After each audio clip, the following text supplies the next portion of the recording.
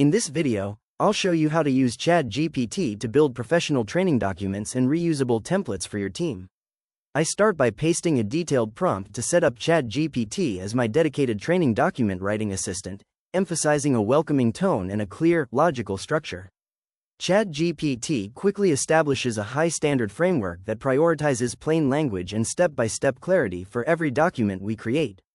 This system ensures that every guide includes essential elements like specific learning objectives, resource lists, and a knowledge check to confirm the trainee is ready to move forward.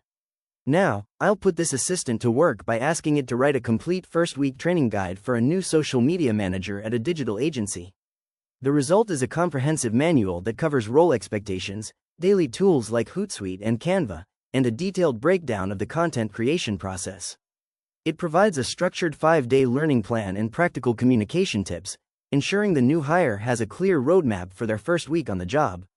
Next, I want a more flexible tool, so I ask ChatGPT to create a reusable training document template that I can adapt for any role or skill.